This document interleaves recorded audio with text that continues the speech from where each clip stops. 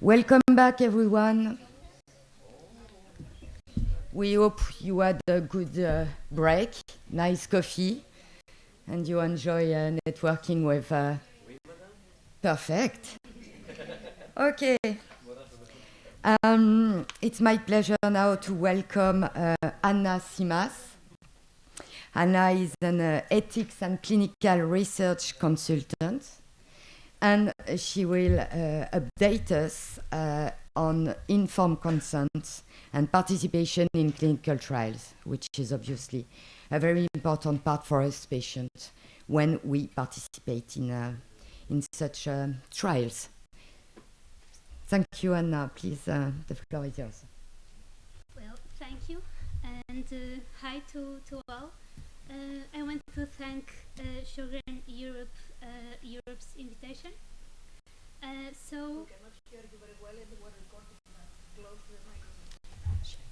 What about now?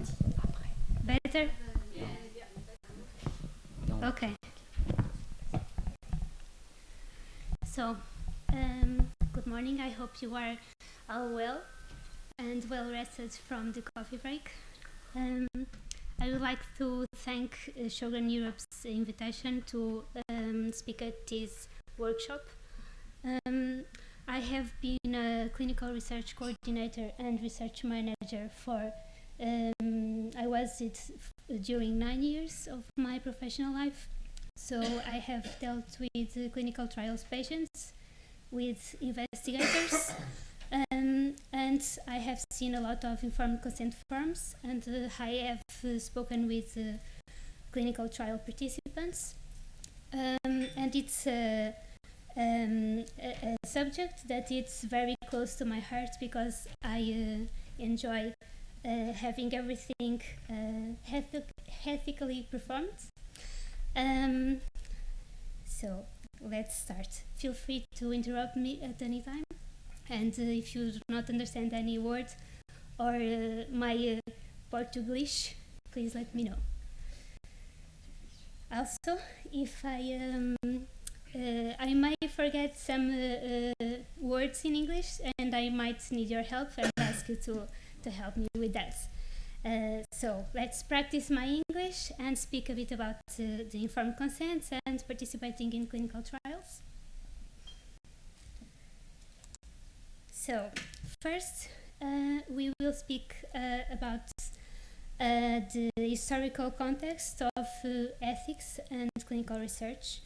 It is important to speak about it before speaking about informed consent in order for we to understand why it's so important.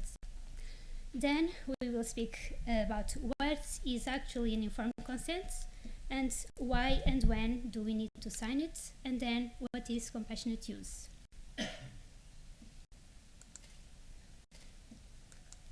So, clinical research history is marked with unethical experiments. You probably all know that we had in the World War II Nazi physicians performing unethical experiments in prisoners in concentration camps. There was a lack of consent. They were participating without voluntarily knowing and without option to opt out and to say that they didn't want, and they were also inhumane. So this is a heavy start of the clinical research, and it's important to understand and to know history in order for us to do better and be able to have proper clinical research performed with information. And patients and volunteers need to be aware of what's going on, what they need to do, what's expected, how the clinical research is performed, and all the tests that will be done. That's extremely important. So imagine you were a prisoner, and besides being a prisoner, you were participating in unethical experiments without your consent, and they were really inhumane. So, fortunately, those Nazi physicians were prosecuted in the Nuremberg trials, not clinical trials, legal trials. And because of that, the Nuremberg Code was created. What's that? It was the first document that was presented in the world with ethical requirements for clinical research studies. So, every patient and every person had to voluntarily give their informed consent. The research should benefit society and avoid unnecessary suffering, and participants should have the time to withdraw at any time. It was the first document that stated the minimum requirements for ethical research and for clinical research. Fast forward for, so I forgot this, and it's really important. Besides, although we had the Nuremberg codes in place, some ethical violations persisted. You can look, for example, for a syphilis study, which was conducted in the US, and it was conducted during several years. Patients with syphilis were not treated and were told they were being treated, and most of them died.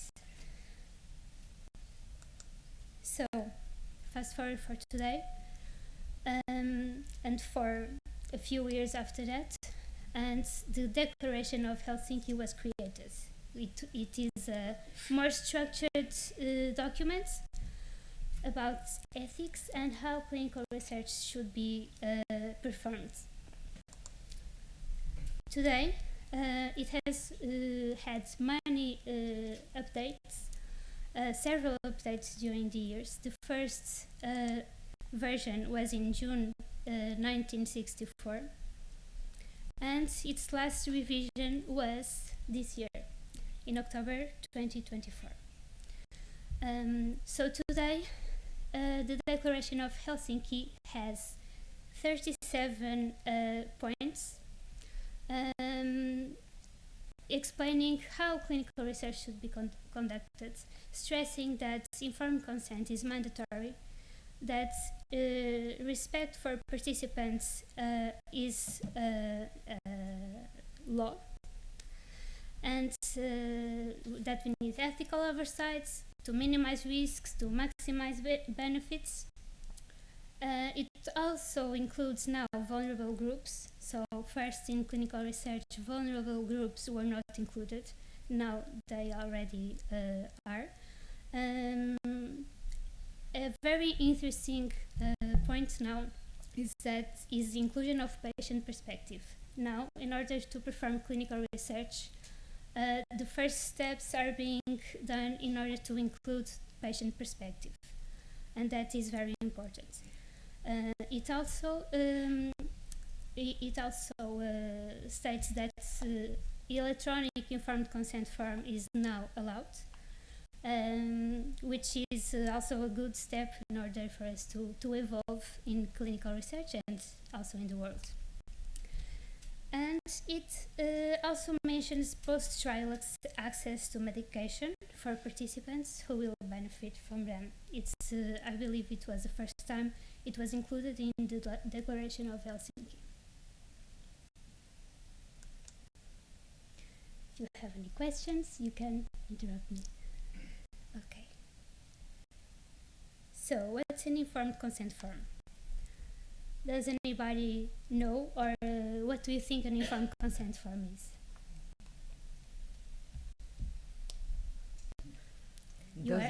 Does any of you who has already participated in a clinical trial or have been revised an informed consent form?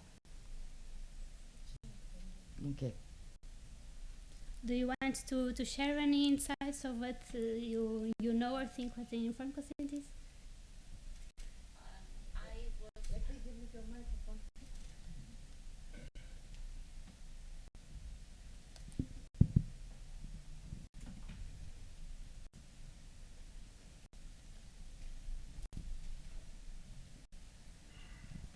Good morning to everyone. I took part, not the clinical trial for medications, for new medications, but it was mostly to see the side effects of a neurological diagnosis of RLS, the restless leg syndrome. And they, before to start the many examinations, I was informed about the scope of the trial of the study, and they said that I had to sign the informed consent form, which actually said that I was probably informed about this study, what they were planning to do, what was the main reason for this study, and that I was giving my consent to use the information from the examination for study reasons, and that I was informed that my privacy will be safe of my medical history and my medical issues. That as I remember, it was the consent for I signed, and that I will be informed. The truth is, I was informed about the results, about the review of my of the results of the test I was performed, and that I will be informed about the final results of the study. Yes. What I was informed about. Thank you very much for sharing that. It's a very good overview of what is an informed consent process and an informed consent form. Thank you very much. So I will tell you that firstly, when you receive an informed consent form, it can feel a bit overwhelming, because usually it's an extensive document with a lot of information. And is it a legal document? Is it an agreement? Do I need? Am I obligated to sign it? Am I obligated to participate? Does it state all my responsibilities? Is it what is it? So this is what it's not. It is not a legal document, although it may seem it is. It is not an agreement, and it doesn't stake obligations for patients. What is it actually? It's a document that informs about the research purpose, why is the research being performed, about the treatment, what treatment is being tested, what treatment options are, what my treatment groups can be, if there are several, what will be the procedures, what exams will I do, how many blood draws will I need to perform, and how many visits do I need to do to the clinic or hospital. It also informs about ethical and legal questions, and what are those ethical and legal questions? Maybe that the research was reviewed by an independent ethics committee, that your data privacy is ensured, and what are the legal clauses that apply to clinical trials that are being applied in the clinical trial. It also states what are the risks or the possible risks of participating, and the possible benefits. So it really is an extensive document. It can be hard to read because it's heavy on. It can be heavy on technical terms, although it shouldn't be. And today, sponsors and clinical and informed consent form reviewers are investing in a more lay form of writing the informed consent form so that it's clear for the participants, for the potential participants. So, its main goal is to protect subjects' rights and safety, not to be a legal document with your obligations and to make you do things that you don't want to do. It's supposed, and it really empowers subjects, participants to make informed decisions. When you have access to an informed consent form, you can make informed decisions. You can ask questions, and that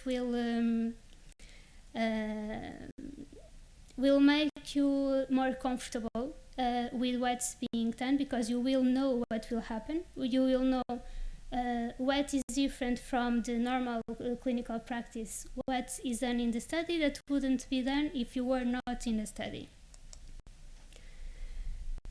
So, what is an informed consent structure? How is it structured? It usually has questions. It's like Q&A, so that you are aware of all that it entails. I will read them, and let's see how you feel at the end. This is just an example. So, what's the purpose of this study? How many subjects will participate? Which drug is being tested? Why was I invited to participate? Do I need to participate?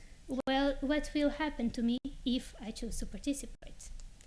What will happen to my biological samples? Will they be stored? Will they be analyzed? For what? How much time will they be stored? What do I need to do? How long will I take part in the study? Can I leave the study? Are there any other ways to treat my condition besides this clinical trial? They should be stated in the informed consent form. What are the possible risks, the possible benefits? What if new information becomes available during the clinical trial? What happens when I leave the study? What if something goes wrong? Will my participation be kept confidential? What will happen to results of the study? Who is funding the study? Are there any costs? Will I be paid for my participation? What are my rights? Was the study evaluated by an ethics committee? Who should I contact if I need more information or help? So, this can feel very overwhelming because it's a lot of information. It's a lot of things that we need to be aware in the clinical trial. But the most important questions are your questions as potential participants in a clinical trial. We all are. And those questions are the most important. So, if you are invited to a clinical trial, take your time to think. Say what your doubts are. Ask everything you can think of. There are no wrong questions, and there are no silly questions. Talk to your people, and ultimately decide for yourself. You need to have the most information you can you can access to, but ultimately, let's say someone close to you says, I will never participate in a clinical trial. I don't know why you're doing that. But if you are willing to participate, if you think it's the best option for you at that time, then do it for yourself. On the contrary, if someone says, I would participate, this is a huge opportunity, but you are not feeling confident enough, you are not willing to do those exams, you do not want to be tested, you don't like how it's being conducted, then don't do it. The decision ultimately is always yours, and that's the most important. So really ask your questions. It's a very extensive document, so do not be afraid to ask for clarifications. Speak to your doctor, to your clinical study coordinator, to your people in your life. Speak with who you need, with who you think you need to speak in order to make the best decision that ultimately is yours.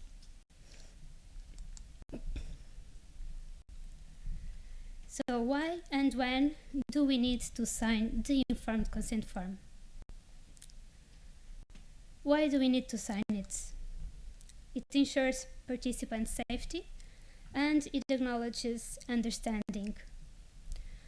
So it may look like a legal document, but as you have previously seen, it is not. Its main goal is to ensure your safety, to ensure that you are aware of all the research that is being conducted and how it is being conducted. So, for example, if you go to your doctor's appointment and your doctor says, so your treatment is not going very well until now, and I think you could benefit from this new drug. This new drug is being tested in a clinical trial and you are eligible for participation. These are the risks, these are the benefits, these are the procedures. What do you think? Here is your informed consent form. It's 30 pages or something. Do you want to participate? What would you say in this situation? So imagine. Exactly. If a doctor tells you, this is informed consent form, this is a clinical trial, do you want to participate? Here it is, sign it, if you want to participate. The first thing you need to do, of course, is to ask for more time, because it's impossible to make an informed decision without reading everything, without looking for information, without discussing the information with who you need to discuss it, without discussing it with your doctor. So in that situation, you should say to the doctor, I will take it home and I will read it. I will then tell you my questions, we will discuss it, and I will decide if I want to participate or not. So sometimes doctors can be in a rush because they have little time during an appointment, and they may feel that they need to take care of that question in that moment, but you are entitled to your time. There may have been some situations where, for example, the clinical trial is close to closing the enrollment period.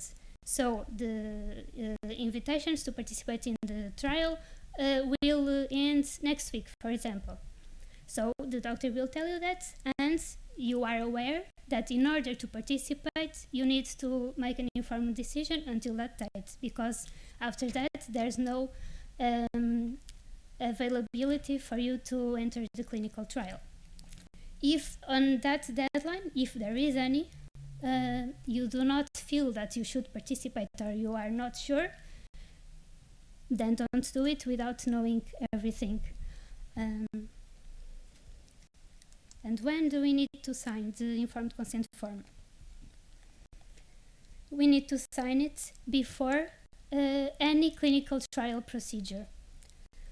Anything that is stated in the informed consent form as a procedure or as a clinic visit cannot be performed before you agree to participate in the study. That would be unethical. There are other circumstances where the informed consent form may be needed. For example, when significant changes or updates occur during the clinical trial. For example, new safety information is available. We now know more about the side effects. So the informed consent will be updated with those data, and your reconsent will be needed. You will only be able to continue to participate in the trial if you agree with the new informed consent form. If you do not agree with the new information, you can leave the clinical trial. Also, you can leave the clinical trial at any time. And that is really important. You do not need to say your reasons. If you want to leave, you can say, of course, but you are not required to do that. And what's our role as potential participants? To ask questions about everything we can think of in order to make an informed decision, to be proactive. So, if there's a moment we need to lose our shyness to speak to our doctor, it's when a clinical trial is being proposed. We need to have all the information so that we are confident in what's going on and we can make an informed decision.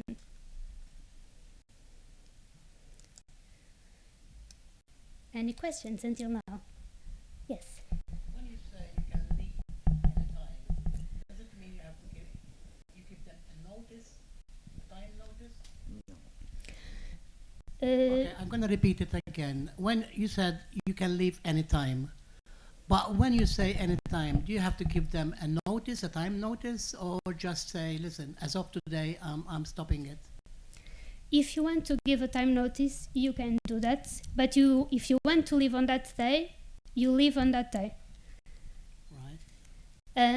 There are also times where it will say in the consent form, if you want to leave the treatment but continue in the study, you can do that. What does it mean? You are not being administered any drug, but you are still doing all the clinical trial exams and the procedures, diagnostic procedures, measuring, for example, hormone blood levels, whatever the clinical trial is. But if you want to leave the drug and not the clinical trial, you are also allowed to do that. If you want to leave everything, you are also allowed to do that.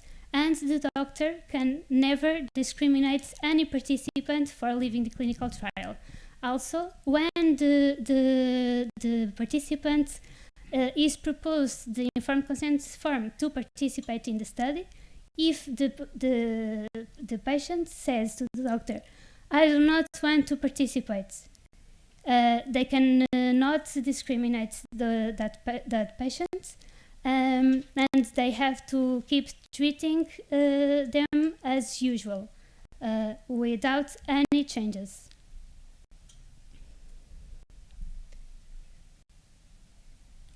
Yes.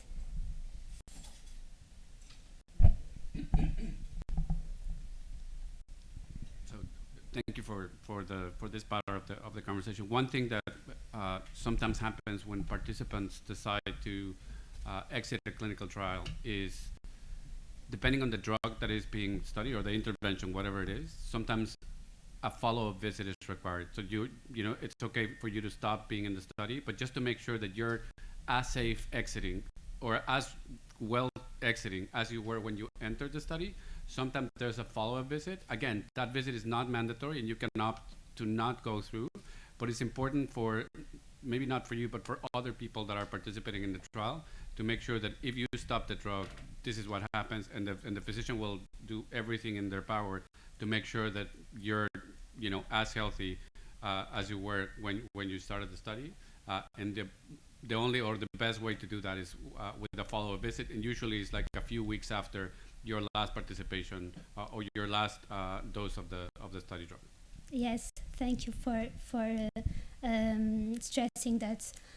It's also some informed consent forms and some clinical trials will have a sentence saying that if you want to leave the trial, they kindly ask you to perform a follow-up visit. And that can be important for other participants, of course, and for the clinical trial data. And if you are participating in a clinical trial and the doctor tells you that he or she would like you to do a follow-up visit, then if you are willing to do one last visit, it can be beneficial for the clinical trial and also for yourself, and this ensures patient safety, of course. So clinical trials nowadays are very focused in patients, in participants' safety, and it's really important. There are also other situations that may occur, and in those situations you can always, for example, speak with an ethics committee if you have any questions. If you are being asked to perform anything that is not in the clinical trial plan, that is not stated in informed consent form, but someone says, "Oh, this is for the study," and it's not stated in informed consent form, ask them why, and are they sure it's in the clinical trial, because it's not informed consent form. Speak with an ethics committee, speak with your doctor, and be proactive and know more about that and why it's being done. This is not usual, of course, but just to keep in mind. I have a question regarding, is it legal or is it possible, to be more correct, on the ICF form to be written that if the patient, or if just a person take part of a trial, to be penalized if he refused to continue, that to be written on the ICF that in case I withdraw my participation in this trial, I need to pay, or I will pay any penalty, or I have any penalties? Is there any case of that? No. No? No, that's not legal. It will be legal. Yes. If anyone asks to sign an ICF form with this on it, I mean. It's illegal. It's illegal. Okay, thank you. Any more questions? Yes. One comment, because it's not very good to our eyes when you say subject. I know that's EMI decision, okay, but we're not subjects. Yes, of course. I was driving here and I was thinking, oh, I forgot to remove the word subject from my presentation. And why was that? Because I was looking to several information in order to prepare the presentation. And sometimes when we are looking to a lot of information, we see the word and we write the words as it is. But I have never spoke to a patient and to a participant and saying it was a subject. So I'm sorry for having that here. It was really my mistake when I was doing the presentation. And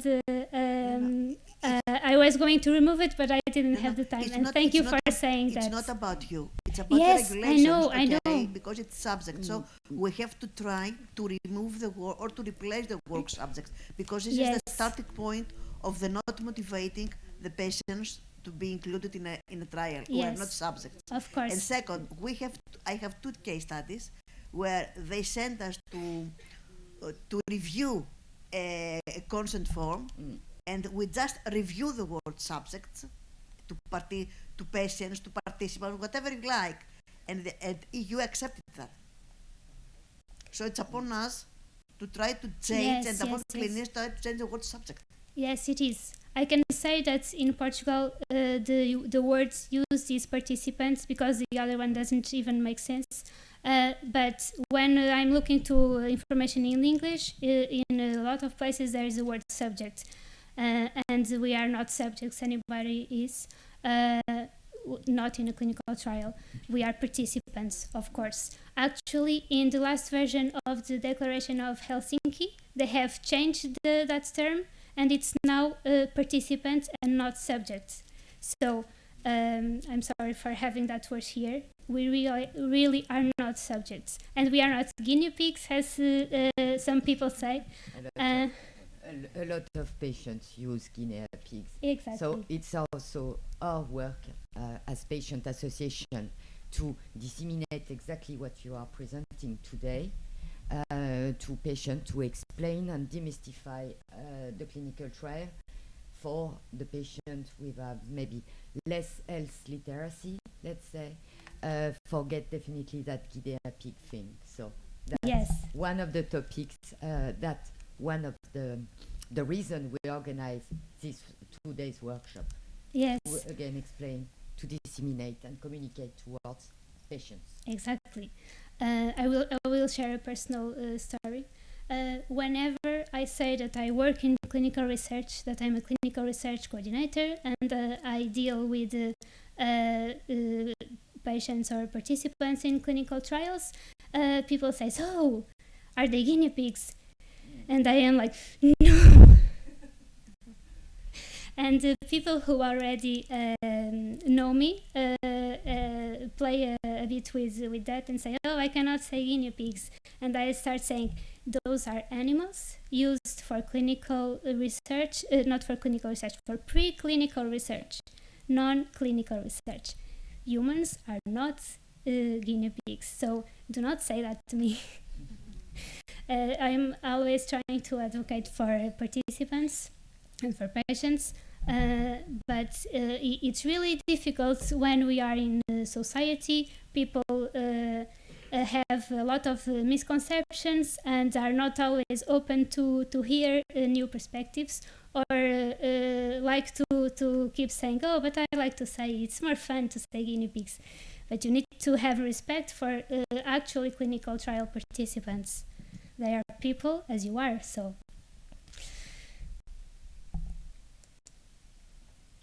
Moving to the compassionate use, if you do not have any questions. Okay. So what is it? It is a way of making available a promising medicine which has not yet been authorized. It can be a medicine, or it's usually a medicine that is still being tested in clinical trials.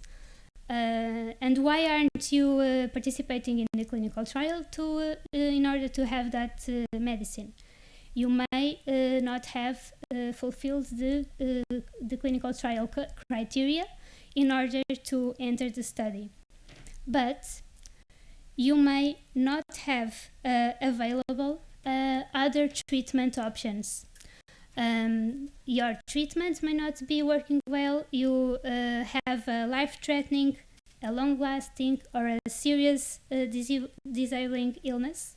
And in those circumstances, where there is an unmet medical need and there aren't available promising drugs in the market, you can be eligible for compassionate use. Of course, if there is a clinical trial available and you fulfill the criteria, when you speak to your doctor, they should tell you that there is a clinical trial available and that you can enroll. So how can I apply to a compassionate use program? It is implemented by each EU member state. It's developed or managed according to national rules and regulations. You need to speak with your doctor about this process because the doctor is the contact bridge between the participants, in this case the patient, not the participant, and the national authority. So you have to confirm, to check in your country what's the national authority responsible for compassionate use, and if there is any program available at the moment. And then you can speak to your doctor, and they will be the contact bridge between you and the national authority.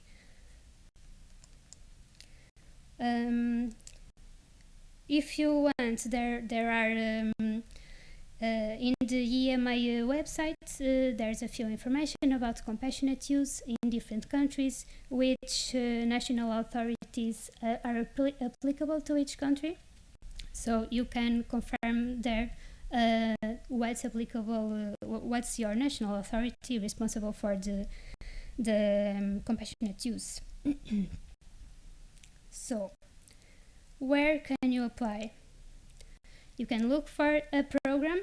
It needs to already be in place in a country. For example, we can have a compassionate use program available in Portugal and not available in France and available in Germany, whatever. We need to confirm what's going on in our country because it varies. Also, you can ask your doctor to keep you informed if there isn't any available program at the moment, so that when there is a program suitable for you and you are not able or you are not eligible for a clinical trial, you can ask your doctor to keep you informed. But I strongly advise that you look for this information yourself, and you can say to your doctor, I have found this program, please help me enroll. And your doctor will do a thorough justification on why do you need the medicine, why you should have access to it. What do we need to consider? We need to consider our individual risk benefits while having access to this treatment. We need to have an informed consent that we want to do that compassionate use program. Some countries already have an ethics evaluation in place for the compassionate use. Others do not need an official one. Some countries have an opinion, an official opinion about compassionate use. So this is country by country case basis. Also, you need to be aware that adverse events should be monitored, and that when you enter a compassionate use program, you may be asked to do some additional tests and to provide additional data, such as adverse events. So, in the end, my take-home message is advocate for yourself, ask questions when you need to ask them, and when you do not need to ask them anyway. It's yes, because who knows what answer you may get, and that can be sorry, that can be important for you to make informed decisions in your clinical course. So now it's again time for final questions.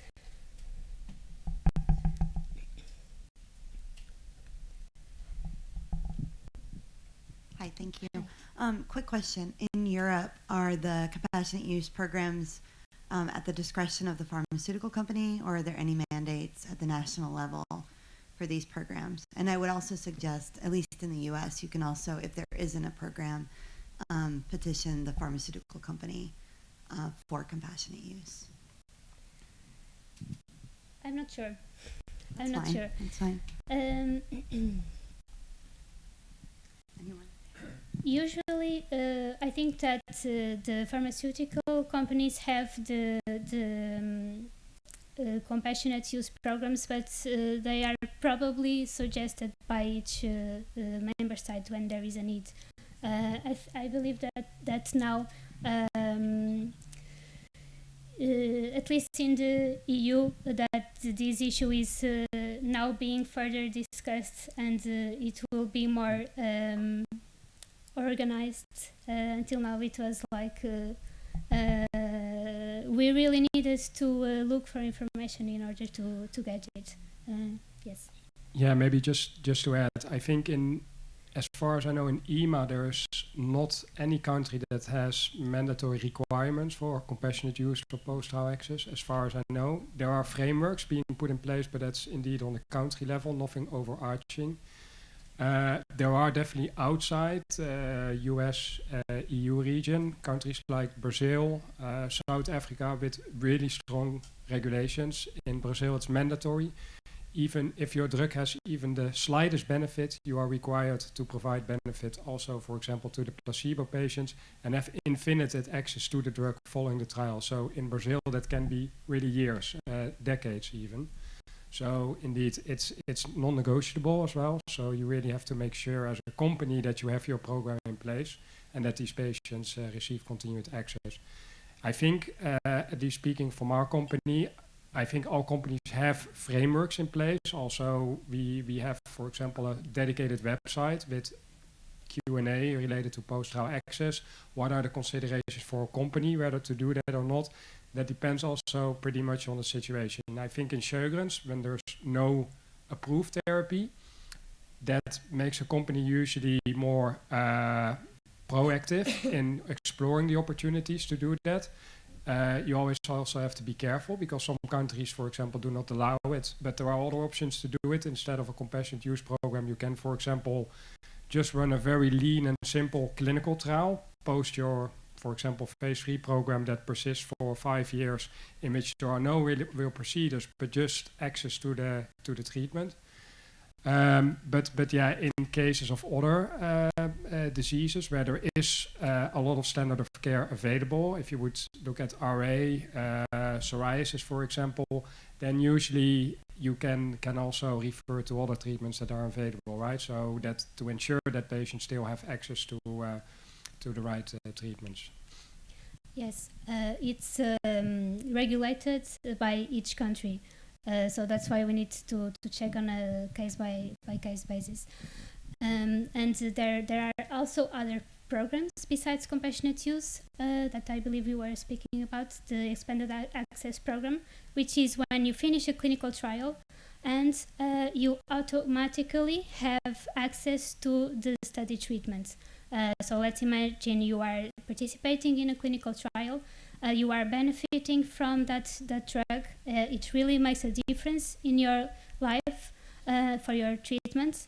And now with this new declaration of Helsinki, pharmaceutical companies, sponsors performing the clinical trial will have to have in place the expanded access program for those patients, for those clinical trial participants. So if you end a clinical trial and you really need to keep receiving the treatment before it is in the market, before it is authorized, you can have access to it.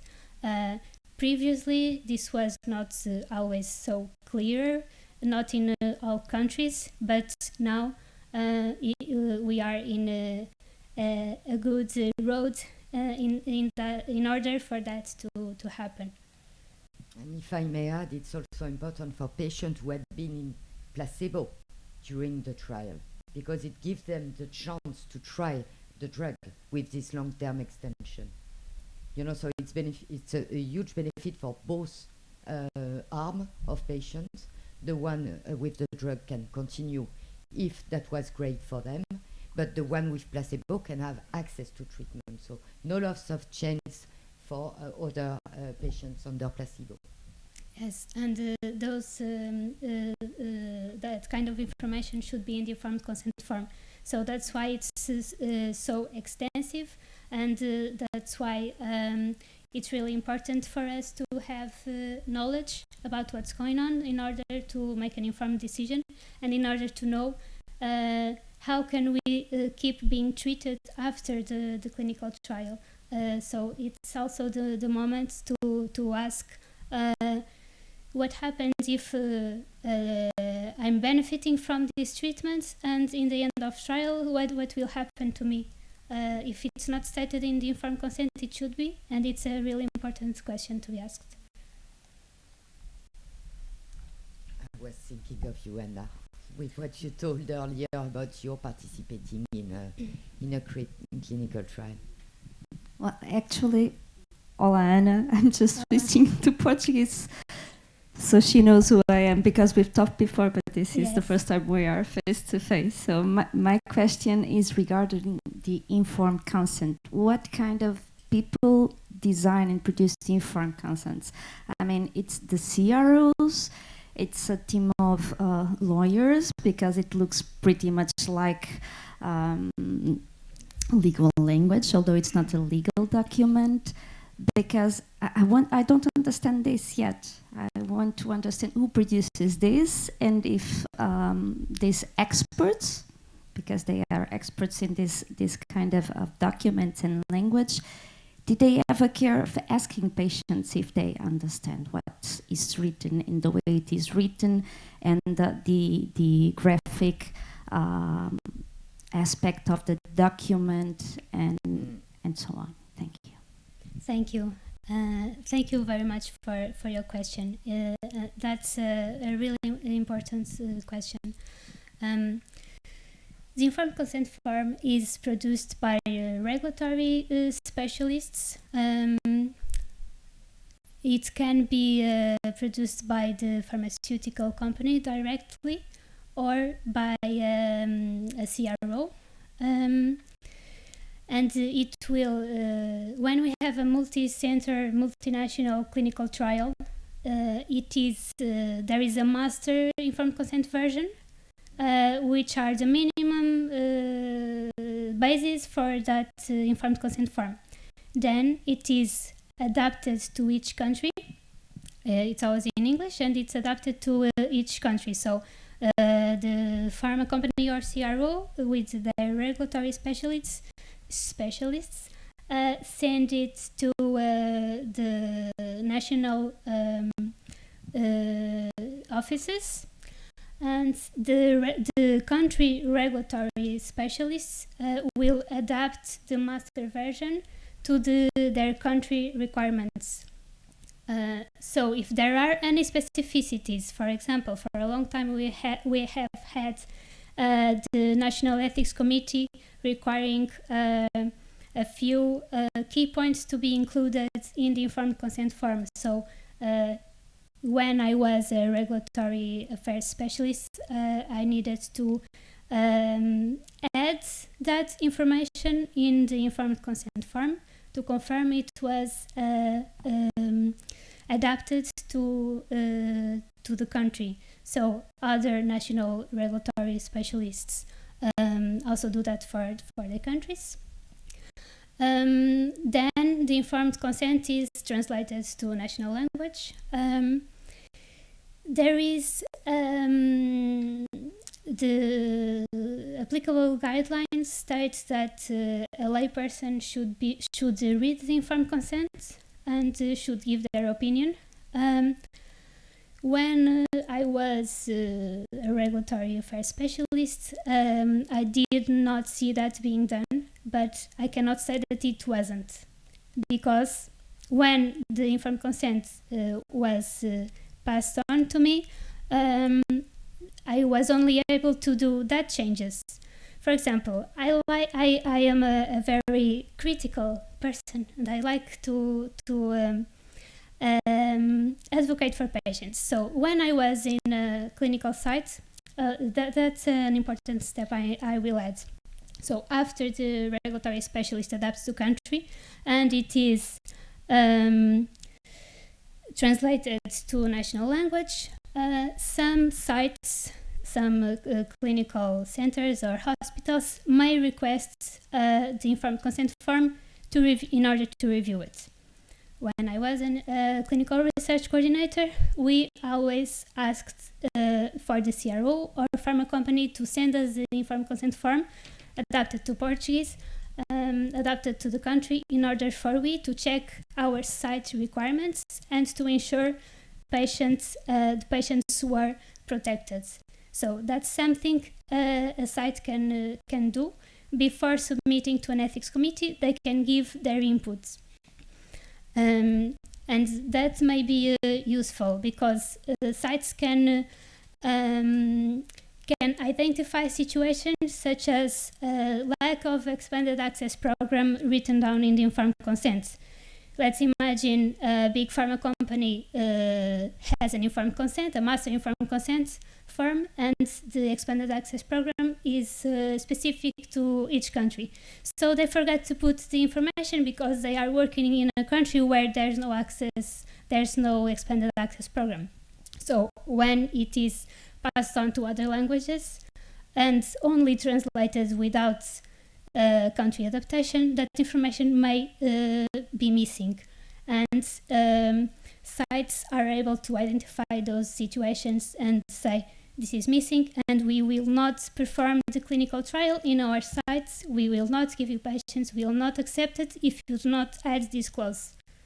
It's something that hospitals and sites can do.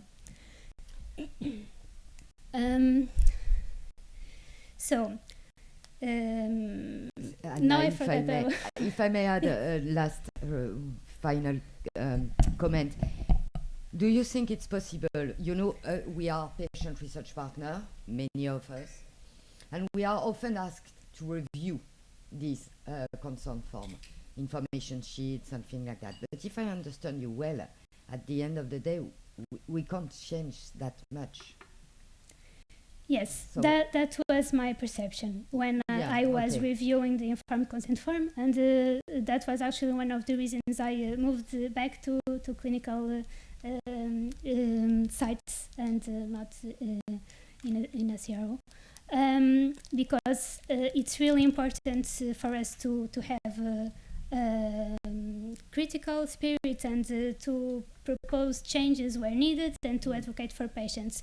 So companies may be a bit strict when they are implementing an informed consent form or any other document in several countries, because we do not want to have a version in a country that is 5 pages and 10 pages in the other with a lot of information, and it looks like it's not the same clinical trial.